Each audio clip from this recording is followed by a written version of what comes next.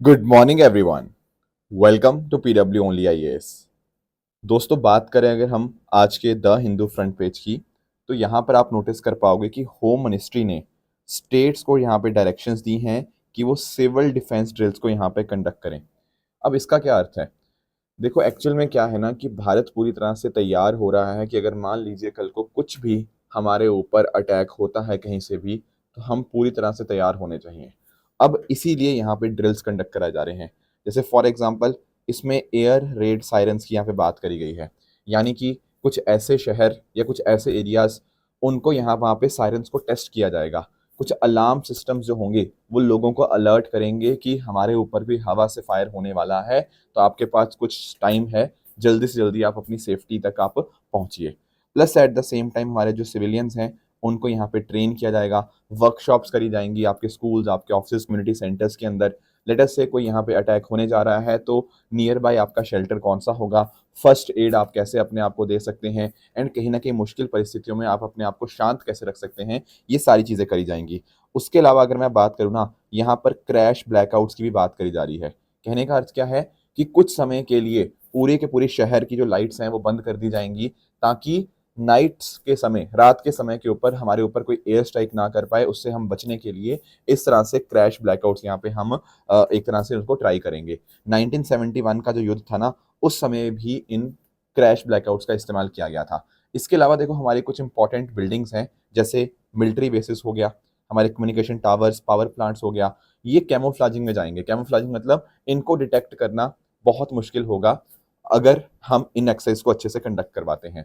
बाकी इसके साथ साथ जो हमारे इवैक्यूएशन प्लान्स हैं, हम उनको यहाँ पर रिहर्स कर रहे हैं। अगर मान लो किसी मुश्किल परिस्थिति आती है देश के ऊपर, तो वहाँ पर लोगों को हाई रिस्क जोन से सेफ एरिया तक कैसे लेकर जाना है, कैसे उनको यहाँ पर हमें उनको इवैक्यूएट करना है, ये सारी चीज़ें हम यहाँ पे कर रहे हैं।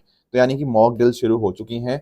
कल को अगर भारत मान लीजिए अटैक करता है पाकिस्तान के ऊपर, एंड बदले में पाकिस्तान हमारे ऊपर अटैक करने की कोशिश करता है, तो हमारे देश के जो नागरिक हैं वो पूरी तरह से तैयार होने चाहिए इस चीज़ के लिए।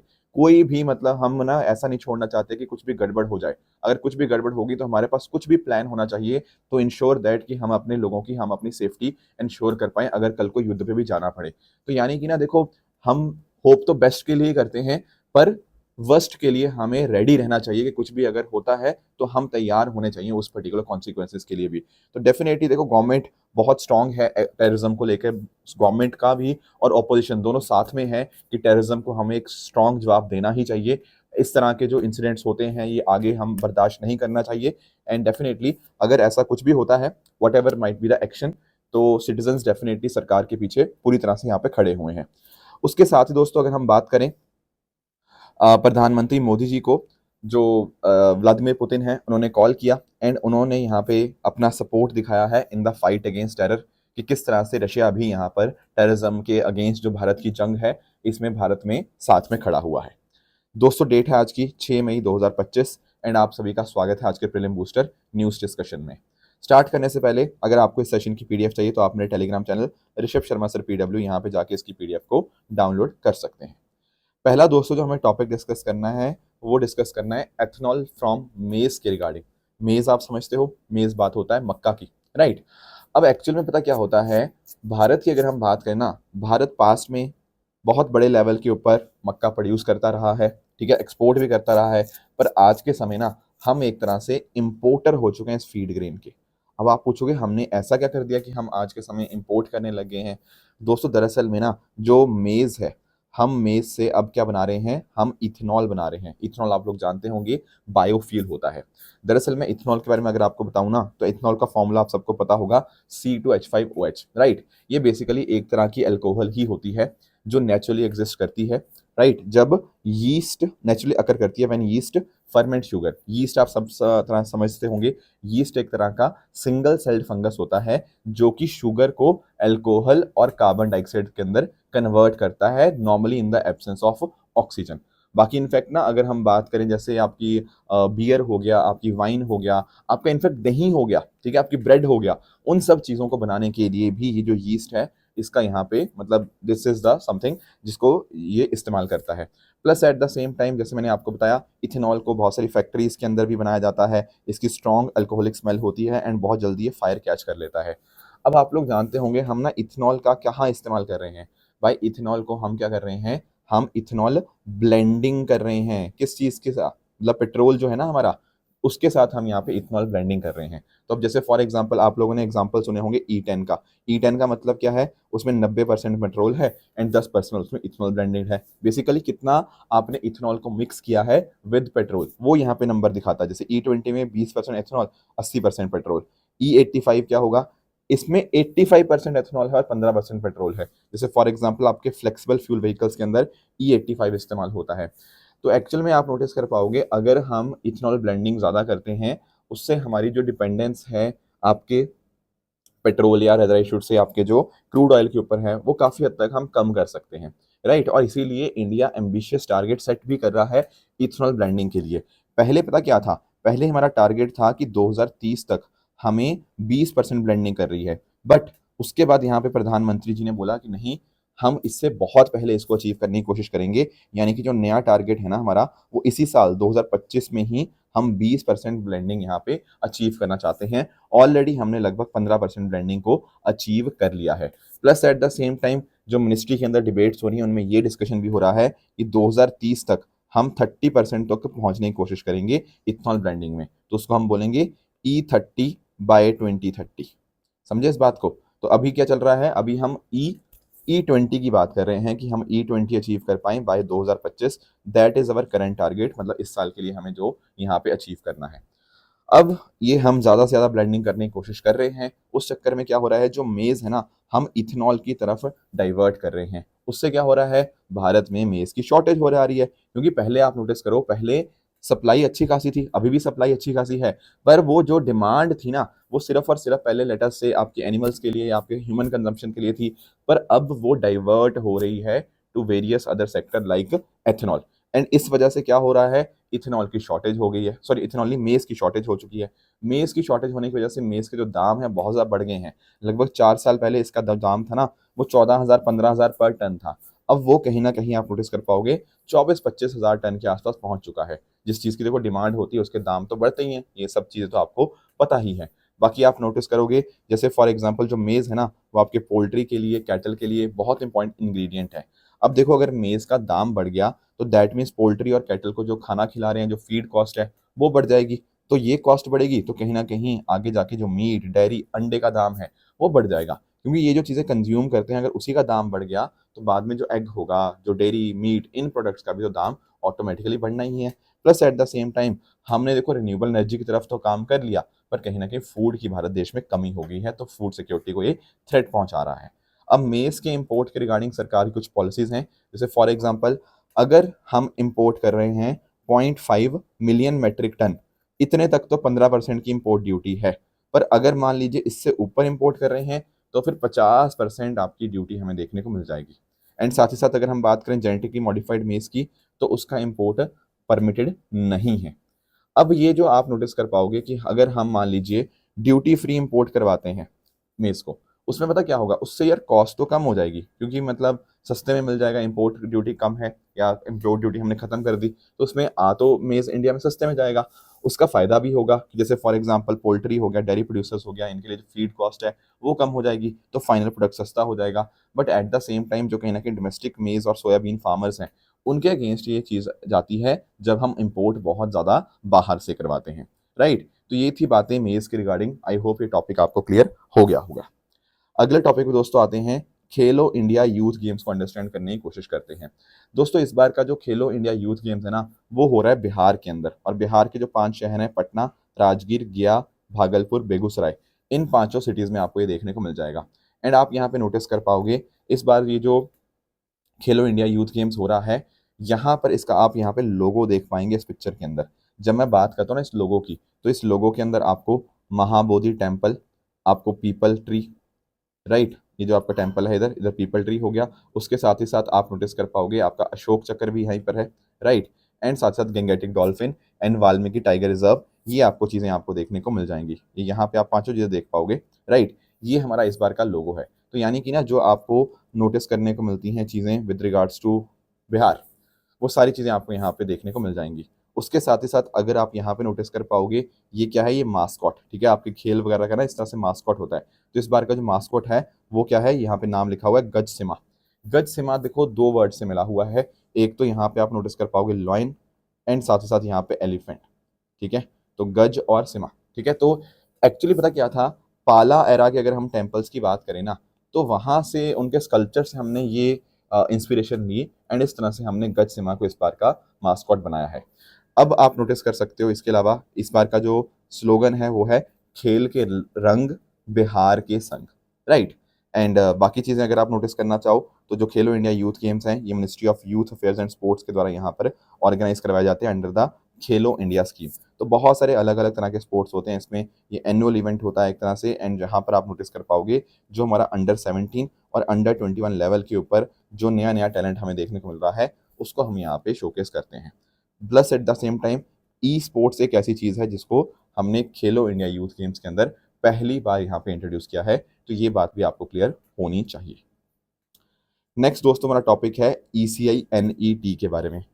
अब इसको थोड़ा सा अंडरस्टैंड करते हैं कि ये क्या है। जब मैं बात करता हूँ ECI NET, देखो आप लोग नोटिस करते होंगे कि ECI की ना अलग अलग तरह की एप्लीकेशंस आपको देखने को मिल जाती हैं। एप्लीकेशन मतलब मैं ऐप्स की बात करता हूँ, जैसे आप ऐप नहीं इस्तेमाल करते तो ECI की भी डिफरेंट डिफरेंट ऐप्स हैं। जैसे फॉर एग्जांपल अगर मैं यहाँ पे आपको बताऊँ ECI की ऐप्स के बारे में, तो जैसे एक है वोटर हेल्पलाइन ऐप, जो कहीं ना कहीं नागरिक है उसके लिए यहाँ पे एक हेल्पलाइन ऐप है। उसके अलावा आपको सी विजिल ऐप देखने को मिल जाएंगी। ये पहले भी हमने कई बार डिस्कस किया है सी विजिल ऐप के बारे में। एक्चुअली पता क्या होता है कि लेट अस से कोई आपने देखा मॉडल कोड ऑफ कंडक्ट, कोई मॉडल कोड ऑफ कंडक्ट का कोई वायोलेशन कर रहा है, उसको रिपोर्ट करने के लिए नागरिक इस ऐप का इस्तेमाल करते हैं कि डायरेक्टली वो कंप्लेंट जो है इलेक्शन कमीशन ऑफ इंडिया को दे सकते हैं। उसके अलावा आपको सुविधा 2.0 मोबाइल ऐप देखने को मिल जाएंगी। देखो यहाँ ये जो होती है यहाँ पे मोस्टली कैंडिडेट इस्तेमाल करते हैं। कई बार उनको यहाँ पे अपने कैंपेन के रिगार्डिंग कुछ परमिशन लेनी होती है, कुछ डिक्लेरेशन सबमिट करना होता है, कुछ फॉर्म्स वगैरह डाउनलोड करने होते हैं, तो वो चीज़ें यहाँ पे कर सकते हैं। Plus at the same time उन्होंने नॉमिनेशन के लिए अपना पर्चा डाला होगा, क्या स्टेटस है उसका, इलेक्शन में क्या बदलाव आए, वो सारी चीज़ें सुविधा 2.0 के ऊपर आपको देखने को मिल जाएंगी। उसके अलावा ESMS है, ये इलेक्शन सीजर मैनेजमेंट सिस्टम की बात करता है कि कई बार मान लो कहीं से दारू पकड़ी गई, कहीं से कुछ पैसा पकड़ा गया, कुछ इस तरह की चीज़ें पकड़ी जाती हैं ना, तो वो डेटा यहाँ पे डिजिटाइज फॉर्म के अंदर आपको मिल जाता है। तो इस तरह से आप नोटिस कर पाओगे there are so many apps, 40 से भी ज़्यादा आपको मोबाइल एंड वेब ऐप्स आपको देखने को मिल जाएंगी इलेक्शन कमीशन ऑफ इंडिया के रिगार्डिंग। अब हमने सोचा क्यों ना भाई एक ही सिंगल ऐप कर दें, ठीक है, बेसिकली एक सिंगल डिजिटल इंटरफेस कर दें, उसी का नाम है ECI NET। ये आपके इलेक्टर्स के लिए भी होगा, आपके इलेक्शन ऑफिशियल्स के लिए, पॉलिटिकल पार्टीज के लिए, सिविल सोसाइटी के लिए, सबके लिए यहाँ पर एक ऐप डेवलप की जा रही है ECI के द्वारा, ताकि एक ही चीज़ के अंदर सब कुछ आपको मिल जाए। तो आप नोटिस कर पाओगे इसमें डेटा एंट्री हालांकि सिर्फ और सिर्फ ऑथराइज्ड ECI ऑफिशियल्स ही कर पाएंगे। आप डेटा वेटा चेंज नहीं कर सकते, पर डेटा देख जरूर सकते हो, ठीक है ना।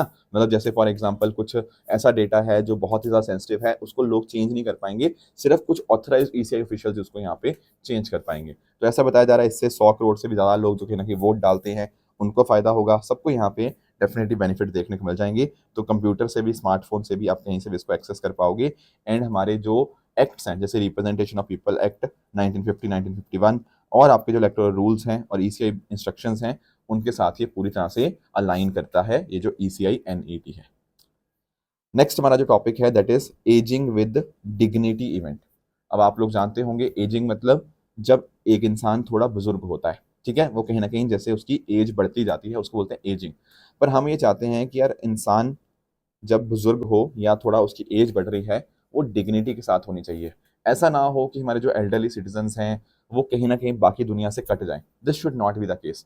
तो क्यों ना ऐसा किया जाए कि उनको हमारी जो अलग अलग तरह की गवर्नमेंट स्कीम्स हैं, हमारे जो हेल्थ केयर बेनिफिट्स हैं, वेलफेयर सर्विसेज हैं, ये कुछ और अपडेट्स वगैरह देने होंगे ताकि उनका मेंटल हेल्थ अच्छा बना रहे, ठीक है, उनका कहीं ना कहीं अच्छे से इमोशनल बैलेंस बना रहे। उन सब चीज़ों के लिए हमने यहाँ पर ये एजिंग विद डिग्निटी इवेंट यहाँ पे हमने लॉन्च किया है। इसके लिए आप नोटिस कर पाओगे हमारे जो प्रेसिडेंट हैं, ठीक है, राष्ट्रपति जी हैं, तो उन्होंने यहाँ पे कुछ इनिशिएटिव्स लॉन्च किए for senior citizens at the ageing with dignity event for the welfare of senior citizens. तो आपको ध्यान में रखना है कि हमारी जो ministry of social justice and empowerment है, इसकी नोडल मिनिस्ट्री है। एक यूज़र फ्रेंडली डिजिटल प्लेटफॉर्म बनाया गया है ताकि हमारे एल्डरली सिटीजन्स को हम एम्पावर कर पाएँ, उनको अलग अलग यहाँ पे स्कीम्स वगैरह का हम उनको अच्छे से एक्सेस दे पाएँ। ठीक है। Plus at the same time जो हमारे सीनियर सिटीजन्स होम्स हैं, उनको यहाँ पर 5 स्टेट्स में इनॉग्रेट किया गया है under ministry of social justice and empowerment programme, जो कि maintenance and welfare of parents and senior citizen act के साथ अलाइन करता है। इसके अलावा ना आप लोगों ने ब्रह्म कुमारीज के बारे में सुना होगा। आप लोगों ने, I am very sure, BK Shivani जो हैं, जो कहीं ना कहीं Brahma Kumari world spiritual organisation के साथ लिंक्ड हैं, एंड काफ़ी सारे उनके ना टेलीविजन शोज वगैरह भी आप लोगों ने नोटिस किए होंगे। तो दरअसल में जो ब्रह्म कुमारी जो एक मूवमेंट आपको देखने को मिलती है दुनिया भर के अंदर, उनको भी यहाँ पे साथ में उनके साथ एक मेमोरेंडम ऑफ अंडरस्टैंडिंग किया गया है ताकि एल्डरलीज के अंदर mental wellness, emotional balance, mindfulness and spiritual enrichment हम यहाँ पर कर पाएं, एंड लोगों के बीच में एक अच्छा बॉन्ड यहाँ पे एस्टेब्लिश कर पाएं। तो ब्रह्म कुमारीज भी यहाँ पे काफ़ी मदद करेंगी। नेक्स्ट दोस्तों जो टॉपिक है दैट इज मिथ्रीडेटिज्म। अब सुनने में तो यार ये बहुत ही अजीब सा वर्ड लगता है। एक्चुअली ना ये जो वर्ड आया है ये किंग ऑफ पोंटस से आया है, जिनका नाम था मिथ्रीडेटस 6। एक्चुअली पता क्या था, ये जो पर्टिकुलर किंग की मैं बात कर रहा हूँ, ये पता क्या करते थे, ये अपनी बॉडी में ना थोड़ा थोड़ा पॉइजन लेते रहते थे। जैसे मान लो किसी छोटे सांप से अपने आप को कटवा लिया। अब जैसे आप लोग नहीं करते हो, जैसे हम लोग क्या करते हैं, हम वैक्सीन वगैरह नहीं लगाते। अब वैक्सीन क्या होती है, सिर्फ वैक्सीन भी तो वही जो वायरस है या जो हमारी बॉडी को इम्पैक्ट कर सकता है, उसी का वीकेंड फॉर्म होता है या डेड फॉर्म हमें देखने को मिल जाएगा, है कि नहीं। तो वही तो हम करते हैं कि अगली बार जब हमारी बॉडी में वैसा कोई पार्टिकल आएगा तो हमारी बॉडी के जो मतलब एंटीबॉडीज जो हैं वो बन रखी होंगी, वो डिटेक्ट कर लेंगे अकॉर्डिंगली अपने आप उस चीज़ को, एंड फॉरेन पार्टिकल को यहाँ पे डिस्ट्रॉय कर देंगे। तो पहले से हमारे बॉडी में इम्यूनिटी आ चुकी होती है। ऐसे ही तो सिस्टम वर्क करता है। अब अगर हम ऐसा करें, जैसे फॉर एग्जांपल इन्होंने क्या किया, इन्होंने अपने आप को कुछ सांपों से कटवाया। क्यों कटवाया, इसीलिए कटवाया ताकि अगर कल को उनको कोई सांप काट दे तो उनकी बॉडी में पहले से इम्यूनिटी हो। तो जब हम बहुत सारे छोटे नॉन लीथल डोजेस को हम अपनी बॉडी में इंजेस्ट करते हैं ना, उसी को मिथ्रीडेटिज्म बोलते हैं। तो नाम इनके ऊपर पड़ा है, ये जो आपके किंग ऑफ पॉन्टस हमें देखने को मिलते थे 135 से 63 बीसी, तो उसी से एक टर्म निकल के आ चुकी है मिथ्रीडेटिज्म। जब हम अपने आप को एक पॉइजन से प्रोटेक्ट करते हैं बाय छोटे छोटे हम उसके डोज लेने से। तो यहाँ पर आप नोटिस कर पाओगे एक अमेरिकन मैन है तिमोथी फ्रीड, इन्होंने यहाँ पर अपने ऊपर 200 से भी ज़्यादा स्नेक बाइट और 700 से ज़्यादा वेनम इंजेक्शंस ले रखे हैं ओवर द 18 ईयर्स, ताकि अपने आप को ये इम्यूनाइज कर पाए। इसलिए थोड़ा न्यूज़ में था, तो that is why we are discussing it. तो ये टर्म यूपीएससी कल को पूछ सकती है, तो हमने उस टर्म को अंडरस्टैंड करने की कोशिश करी। पर पॉइंट ये आएगा कि क्या आज के समय ये उतना इंपॉर्टेंट है भी? द आंसर इज नो, उतना इंपॉर्टेंट नहीं है। पता क्यों? क्योंकि आज के समय हमारे पास वैक्सीन वगैरह हैं, हमारे पास बहुत अच्छे अच्छे और तरीके आ चुके हैं। ये सांप से ही अपने आप को क्यों कटवाना, है ना, जब हमारे पास और बढ़िया बढ़िया टेक्निक्स हैं। तो इस वजह से आज के समय उसको इतना ज़्यादा इस्तेमाल हम नहीं करते हैं। हालांकि रिसर्चर्स ने ऐसा नोटिस किया है कि ये जो अमेरिकन पर्सन की मैं बात कर रहा था, टिमोथी फ्रीड की बात कर रहा था, तो इन्होंने यहाँ पे आप नोटिस कर पाओगे इनके ब्लड में जो एंटीबॉडीज़ हैं, और उसके साथ अगर एक और ड्रग को आप जोड़ दें तो ये माइस को प्रोटेक्ट करती हैं अगेंस्ट 13 काइंड्स ऑफ वेनम। तो ये जो डिस्कवरी है ये हमें मदद करती है, और किस तरह से हम कहीं ना कहीं एंटीबॉडीज़ वगैरह के साथ काम कर सकते हैं, लोगों को कैसे बचा सकते हैं इस तरह के स्नैक वेनम्स के कॉरस्पॉन्डिंग। एक और टॉपिक जो हमें डिस्कस करना है वो है रम्मान फेस्टिवल के बारे में। दोस्तों अभी जो ये रम्मान फेस्टिवल है ये सेलिब्रेट किया जा रहा है आपके उत्तराखंड के जो चमोली डिस्ट्रिक्ट में आपको पाइखंडा वैली है, एंड वहाँ पर आप इस गांव का नाम ध्यान में रख सकते हैं, सलूट डुंगरा विलेज। ये जो विलेज है ये इसीलिए आपके इस फेस्टिवल के लिए आपको फेमस देखने को मिल जाएगा। अब ये जो फेस्टिवल होता है ना, ये इंपॉर्टेंट पता क्यों है, आप इसको नोटिस कर पाओगे, ये UNESCO representative list of intangible cultural heritage of humanity के अंदर यहाँ पे इंक्लूडेड है। 2009 में ऐसा इसको रिकॉग्निशन मिला था।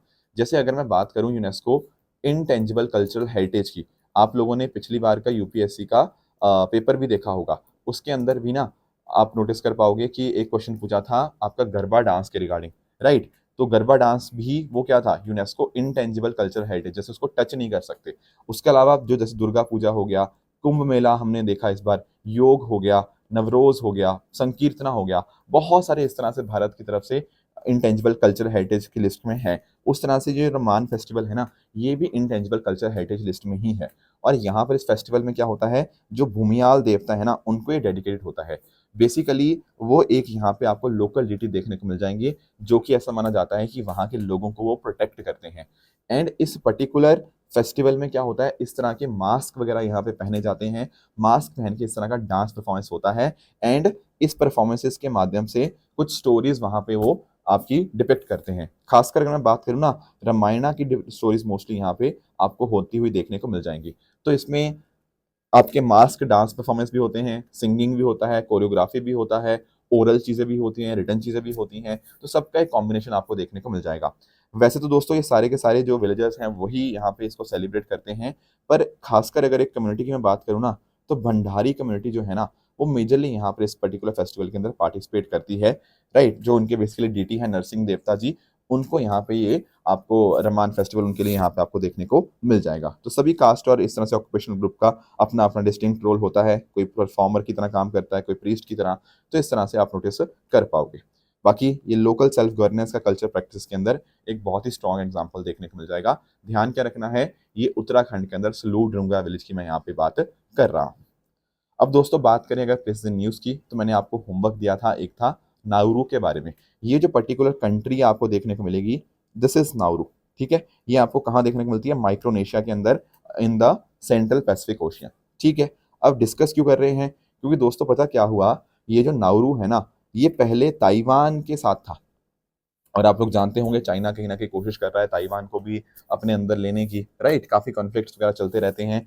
तो पहले तो ये नायरू जो था ताइवान को सपोर्ट कर रहा था, उसको डिप्लोमेटिकली रिकॉग्नाइज कर रहा था, पर 2024 के अंदर इन्होंने शिफ्ट किया, अब ये चाइना के साथ हमें देखने को मिल जाएंगे। इसीलिए पर्टिकुलर ये जो पर्टिकुलर कंट्री है ये न्यूज़ में है। बहुत ही छोटी सी कंट्री है, इनफैक्ट इसकी कोई ऑफिशियल कैपिटल ही नहीं है, एंड आप नोटिस कर पाओगे, पर ज़्यादातर जो ऑफिस है ना गवर्नमेंट, वो यारेन डिस्ट्रिक्ट के अंदर आपको देखने को मिल जाएंगे। तो बस इतना ही काफ़ी है इसके लिए। बाकी इसके अलावा आप नोटिस कर पाओगे पास में फॉस्फेट माइनिंग के लिए यार्डिंग ये न्यूज़ में रहा है, तो this country you should be aware of. कल के लिए होमवर्क क्या रहेगा, दैट इज थेवाइट्स ग्लेशियर। ये भी ग्लेशियर काफ़ी ज़्यादा न्यूज़ में रहता है, तो आप बताइएगा कर आपका कमेंट सेक्शन के अंदर कि ये ग्लेशियर कहाँ पर है, क्यों न्यूज़ में है, व्हाट इज़ द रीज़न, वो सब चीज़ें आप कमेंट्स में बता सकते हो। आज के लिए आपके ट्रू एंड फॉल्स का होमवर्क रहेगा, ये कुछ स्टेटमेंट्स हैं, इनको पढ़िएगा, बताइएगा इनमें से कौन सा सही है, कौन सा गलत है। एंड कल जो आपको होमवर्क दिया था, एक था अमरावती स्कूल ऑफ आर्ट्स के रिगार्डिंग, तो यहाँ पर ये कह रहा है कि एक नोटेबल बुद्धा स्टैचू हमें देखने को मिलता है। Yes, this is the correct statement. बाकी बात करें एफ की, तो एफ के हेडक्वार्टर आपको पेरिस के अंदर देखने को मिलते हैं, ना कि जिनेवा के अंदर, तो ये सेकंड स्टेटमेंट इनकरेक्ट हो जाएगा।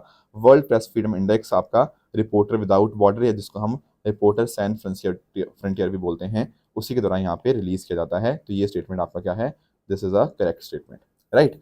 तो दोस्तों ये थी हमारी आज की डिस्कशन। इस तरह से आप सब लोग अपने एंड पे हार्डवर्क करते रहिए। Thank you so much for joining, all the very best, thank you so much.